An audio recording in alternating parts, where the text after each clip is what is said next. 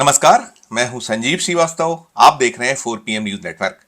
लोकसभा चुनाव के ठीक पहले मध्य प्रदेश में कांग्रेस की मुश्किलें कम होने का नाम नहीं ले रही हैं। दिल्ली में आज केंद्रीय चुनाव समिति की बैठक है और उम्मीदवारों के नाम पर अंतिम मोहर लगनी है। दिल्ली की बैठक के ठीक पहले मध्य प्रदेश में कांग्रेस को दो ऐसे झटके लगे हैं जिसके चलते पूरे का पूरा सीन लोकसभा सीट को लेकर कांग्रेस को बदलने जैसे हालात बन गए हैं। पहला, सागर जिले से बेहद गंभीर उम्मीदवार के तौर पर लिए जा रहे पूर्व विधायक अरुणोदय चौबे अचानक भारतीय जनता पार्टी की गोद में जा बैठे हैं। आज उन्होंने बीजेपी की सदस्यता ग्रहण कर ली है। हालांकि अरुणोदय चौबे के जो हाव भाव थे या उनका जो पूरा रवैया था वो कहीं दर्शा रहा था कि कुछ गड़बड़ होने वाला है। कमलनाथ के बेहद निकटस्थों में शुमार होते हैं अरुणोदय चौबे और कांग्रेस उन्हें हर जो मिलना चाहिए वो सब देती रही है। यह जरूर रहा है कि 2023 के विधानसभा चुनाव में उन्हें खुरई से टिकट नहीं मिल पाया था और टिकट कटने की वजह कहीं ना कहीं यह माना गया था कि अरुणोदय चौबे को लोकसभा में टिकट दिया जाएगा और लोकसभा चुनाव के लिए उनका नाम चल भी रहा था। जो पैनल थे उसमें निकल कर आ रहा था कि अरुणोदय चौबे सागर से कांग्रेस के प्रत्याशी हो सकते हैं। लेकिन अरुणोदय चौबे ने अचानक पाला बदल लिया है और कांग्रेस में यह सिलसिला निरंतर चल रहा है। साथ साथ इंदौर से एक सूचना आई है। इंदौर में भी जो कांग्रेस प्रत्याशी मानकर चल रही थी वे भी पीछे हट गए हैं। नाम है भंवर सिंह शेखावत।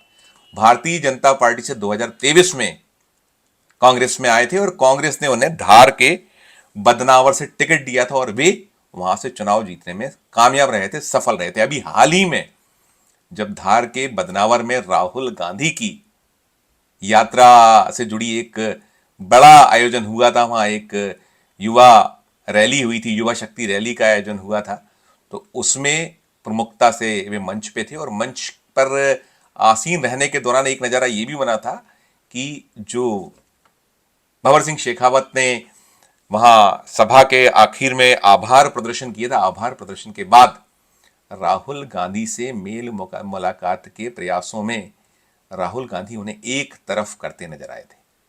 वो दृश्य कहीं ना कहीं ऐसा लग रहा है कि वही जो मसला था वो संभवतया भंवर सिंह शेखावत के मन में बैठ गया है। और क्योंकि भंवर सिंह शेखावत का नाम इंदौर सीट के लिए चला था, इंदौर बहुत लंबे अरसे से कांग्रेस को टिक सीट मिली नहीं है, लगातार हार इस सीट पर होती रही और इन सब के बीच भंवर सिंह शेखावत का नाम इंदौर सीट के लिए कांग्रेस का टिकट लगभग लगभग ये माना जा रहा था कि पार्टी उन पर दांव खेल सकती है और ये दांव बिना भंवर सिंह शेखावत के उनसे अनुमति या उनकी सहमति के बगैर तो नहीं हुआ होगा। लेकिन अचानक भंवर सिंह शेखावत ने भी पत्र लिख दिया है, पार्टी को दो टूक कह दिया है कि वे बदनावर में ही अभी अपना जो कैरियर है राजनीतिक उसमें बने रहने के मूड में है और लोकसभा चुनाव में नहीं लड़ पाएंगे।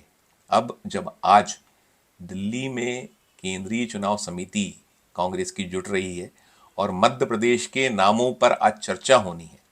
मध्य प्रदेश कांग्रेस कमेटी के अध्यक्ष जीतू पटवारी दिल्ली में है, मध्य प्रदेश विधानसभा के में नेता प्रतिपक्ष उमंग सिंघार दिल्ली में है और जितने भी प्रदेश से जुड़े नेता हैं जिन्हें सीईसी में स्थान है वे सभी पहुंच चुके हैं और आज शाम 6 बजे वहां बैठक होनी है। और बैठक के ठीक पहले दो जो खबरें आई हैं, एक सागर सीट के लिए जिन्हें उम्मीदवार के तौर पर देखा जा रहा था अरुणोदय चौबे, वे कहीं पीछे हटे, और दूसरा भंवर सिंह शेखावत का खत। इसके पहले गत दिवस टूट फूट के दौरान सुरेश पचौरी और कई सारे पूर्व विधायक गए हुए थे। अब खबर एक ये भी आ चुकी है कि बीजेपी से टूट कर आए पूर्व मुख्यमंत्री भारतीय जनता पार्टी के वरिष्ठ नेता स्वर्गीय कैलाश जोशी के सुपुत्र दीपक जोशी भी घर वापसी करने वाले हैं। संकेत निकल कर आ रहे हैं कि उनकी भी घर वापसी आजकल में हो सकती है।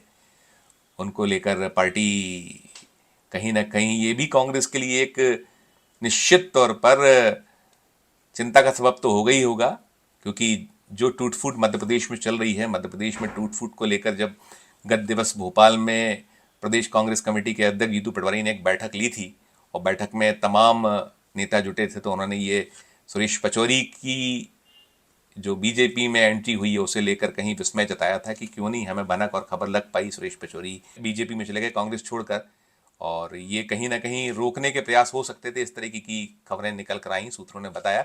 अब वो सिलसिला लगातार चल रहा है। आज भी कांग्रेस के एक और पूर्व विधायक वे भी बीजेपी में शामिल हुए हैं। पूर्व विधायक अरुणोदय चौबे शामिल हो ही गए हैं। दीपक जोशी का नाम आ रहा है कि वे भी घर वापसी कर रहे हैं। साथ साथ और भी कई नाम चल रहे हैं। और भारतीय जनता पार्टी का प्रयास मध्य प्रदेश में यही है कि वे कांग्रेस को झटके दर झटके देती रहे और उभरने ना दे। अभी जब कमलनाथ को लेकर भी बात चल रही थी, कमलनाथ से पूछा गया कि आपका नाम जबलपुर से लिया जा रहा है कि जबलपुर से आप उम्मीदवार हो सकते हैं और भी किसी सीट से आपका नाम, तो उन्होंने दो टूक कह दिया है मीडिया से कि छिंदवाड़ा तो नहीं छोड़ूंगा, कभी छिंदवाड़ा नहीं छोड़ूंगा। उन्होंने ये अपने चुनाव लड़ने ना लड़ने को लेकर खुलासा नहीं किया है, लेकिन छिंदवाड़ा में जो उनका अपना गढ़ माना जाता है, कमलनाथ के गढ़ के तौर पे ही ख्यात है छिंदवाड़ा। कांग्रेस को ये सीट जब से मध्य प्रदेश बनाया और छिंदवाड़ा की सीट स्थापित हुई तब से ही इस सीट पर कांग्रेस का कब्जा है। एक अपवाद था जब उपचुनाव में अलकानाथ की जगह खुद कमलनाथ उतर गए थे, तब वे सुंदरलाल पटवा से हारे थे, वरना ये सीट अजय सीट के तौर पे कांग्रेस की मानी जाती रही। और सबसे खास बात है कि 1980 से लेकर 2019 के बीच एक वो उपचुनाव छोड़ दिया जाए जो 1997 का उपचुनाव है, जब मध्य प्रदेश के पूर्व मुख्यमंत्री सुंदरलाल पटवा ने कमलनाथ को उस उपचुनाव में हरा दिया था, उसके अलावा 1980 से 2019 के बीच ये सीट कमलनाथ या उनके परिजनों के पास ही रही है। अभी जो परिदृश्य है, मध्य प्रदेश में कुल 29 लोकसभा सीटें और 29 लोकसभा सीटों में 2019 में 28 सीटें कांग्रेस हारी थी। इस बार भारतीय जनता पार्टी ने सभी 29 सीटों को जीतने का लक्ष्य रखा हुआ है और छिंदवाड़ा भी उसमें शामिल है। तो जो भी अब बीजेपी की ओर से टारगेट सीट है, सबसे प्रमुख यदि कोई सीट है तो वो है छिंदवाड़ा। और बड़ा दिलचस्प सा मुकाबला, बड़ा दिलचस्प सा एक दृश्य बन रहा है। अभी तो ये भी कहीं ना कहीं सुगबुगाहट और खबरें चली रही हैं और बीजेपी तो बार बार ये दावा कर रही है कि अभी छिंदवाड़ा में खेल खत्म नहीं हुआ है, क्योंकि बीच में चलता रहा था कि नकुलनाथ कमलनाथ भारतीय जनता पार्टी में शामिल हो सकते हैं, वो चैप्टर क्लोज है नकुलनाथ कमलनाथ की ओर से।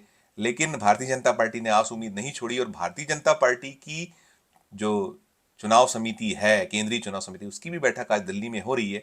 और जो खबरें छनकर भोपाल तक पहुंची हैं उसके अनुसार जो 5 सीटें हैं, जो छिंदवाड़ा, बालाघाट, इंदौर, उज्जैन, धार, ये 5 सीटों पर अभी बीजेपी ने अपने उम्मीदवार घोषित नहीं किए हैं। तो निकल कर ये आ रहा है कि आज की बैठक के बाद इन 5 सीटों में संभवतया कुछ उम्मीदवार बीजेपी आज घोषित कर सकती है और उसमें नाम तो छिंदवाड़ा का भी लिया जा रहा है। लेकिन दूसरा एक जो सूत्र जो खबर दे रहे हैं वो सूत्र ये कह रहे हैं कि हो सकता है छिंदवाड़ा को रोककर बाकी 4 सीटें घोषित कर दी जाएं, क्योंकि धार सीट का रुकना, धार सीट जो रुकी थी उसको लेकर कोहरा कुहासा छट चुका है।